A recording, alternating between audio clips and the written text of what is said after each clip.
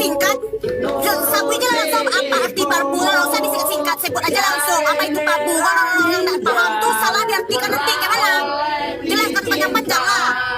Pabu apa pabu? Jelaskan apa bu? Siap-siap ya papa kalian. Cobalah kalian jangan ngadi-ngadi deh. Jangan ngadi-ngadi deh. Coba kita ini deh. Kita pakai pikiran yang tenang. Di sini kira-kira kalian itu cuma lihat di TikTok-nya, apa kalian beli tiketnya untuk ke acaranya? Beli tiket nggak? Teman-teman beli nggak? Kalau iya tak konsepin, tak kasih Nevi yang oke. Beli nggak tiketnya? Kalau iya dari Wafa Fest. Ini Fauzana sama musisi Jawa. Yo opor. Artinya mungkin dari keluarganya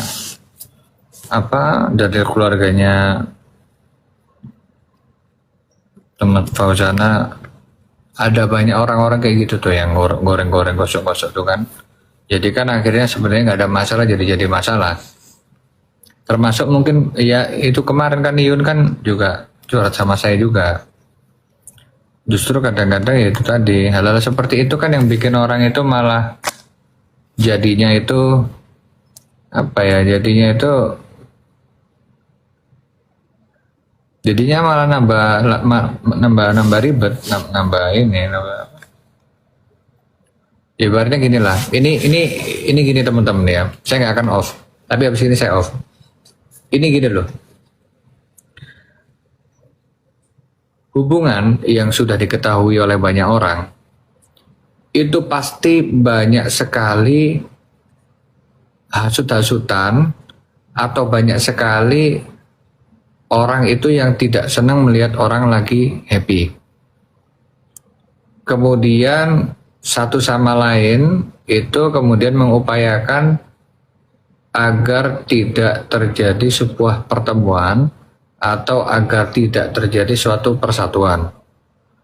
Segala sesuatu yang mudah itu nggak mesti harus dibuat rumit. Apapun masalahnya itu, konteksnya adalah goalnya apa. Bukannya kita sama-sama sepakat dan sadar bahwa jodoh, maut, rezeki itu di tangan Allah, di tangan dan keputusan yang maha kuasa. Manusia hanya wajib berikhtiar atau berusaha. Namun yang saya soroti dalam persoalan ini adalah bagaimana dua sosok yang sudah menjadi aset ini jangan sampai drop. Ini tidak mudah dimiliki oleh setiap individu. Ini yang saya tekankan, bagaimana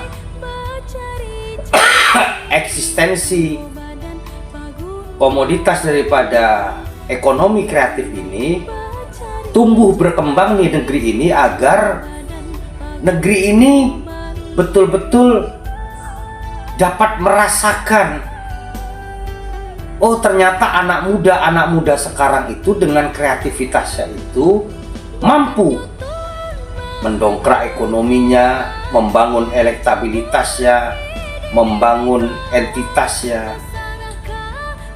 dapat satu kredibilitas di mana ini adalah aset terpenting.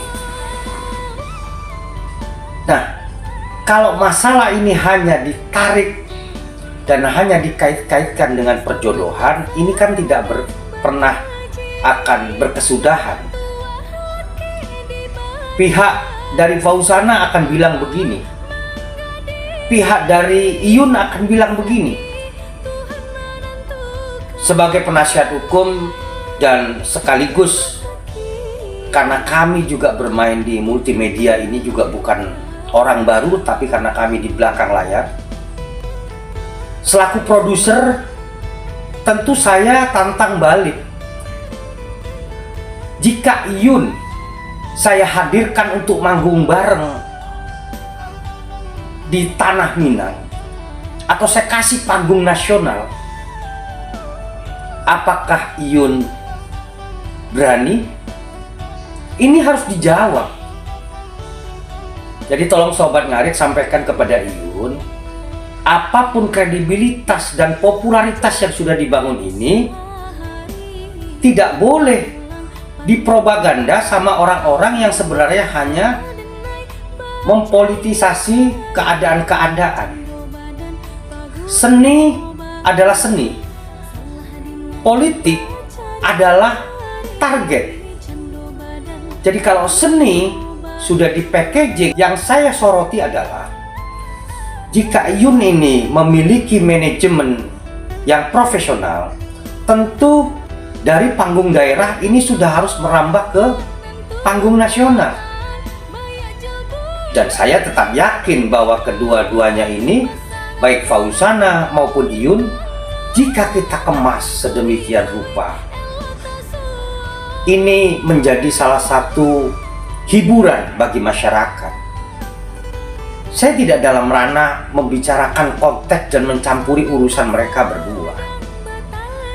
Tapi dari sisi komersial, dari sisi ekonomi bisnis, saya selaku produser juga menantang sama Iyun. Saya kasih peluang itu. Bisakah Iyun? Apakah sanggup Iyun jika dihadirkan dalam satu panggung baik di Jakarta maupun di Kota Minang? Nah, ini yang seharusnya menjadi satu bentuk peluang. Nah, peluang ini tidak boleh disia-siakan. Tidak boleh hanya sekedar kita egois. Tidak boleh kita hanya sekedar, oh saya nggak perlu viral, oh saya nggak perlu ini itu. Nggak boleh egois. Seorang selebgram, influencer, tiktoker, apapun itu namanya, youtuber dan segala macamnya, harus menaikkan gridnya, levelnya harus dinaikkan. Jadi soal pertemuan Fauzana, menurut kami ini bukan menjadi masalah, dan saya punya kartu trufnya kalau cuma sekedar meyakinkan Fauzana. Tapi ingat, bukan dalam konteks pribadi. Kita bicara adalah panggung nasional, kita bicara adalah sosialisasi bagaimana perkembangan media sosial ini yang kita kemas dalam edutainment, yang kita kemas dalam infotainment, yang kita kemas dalam full entertainment, di mana masyarakat ataupun pengguna jejaring sosial sebagai penonton ini tidak boleh disalahkan, karena penonton adalah perlu hiburan, penonton adalah perlu edukasi, penonton adalah penikmat, di mana penonton ini wajib kita suguhkan dengan kehadiran figur-figur yang menjadi viral di negeri ini. Ini yang patut terus dikembangkan. Sekali lagi, kami tidak mencampuri urusan manajemennya Iyun ataupun mau Fauzana, tapi kalau kalian mau profesional, tunjukkan bahwa profesionalitas kalian ini sebagai selebritis, sebagai orang yang sudah viral, ini mendapatkan satu apresiasi dari berbagai pelaku-pelaku bisnis, terutama bisnis entertainment, karena apapun yang kalian lakukan ini sudah menjadi konsumsi publik. Itu harapan kami. Jadi terutama bagi siapapun yang memiliki manajemen tapi tidak mampu membangun manajemen yang profesional atau hanya sekedar kepentingan sepihak, saya pikir ini akan sangat merugikan. Kami sangat welcome kepada siapapun, termasuk artis-artis Nusantara. Biar bagaimanapun kami ingin mengenerate komunikasi media sosial ini menjadi komunikasi publik yang positif, dan tentu harapan kami ke depan, saya pribadi sangat berharap bahwa media sosial ini adalah salah satu cara yang tepat guna dan tercepat untuk menggerakkan ekonomi secara pribadi maupun ekonomi secara nasional.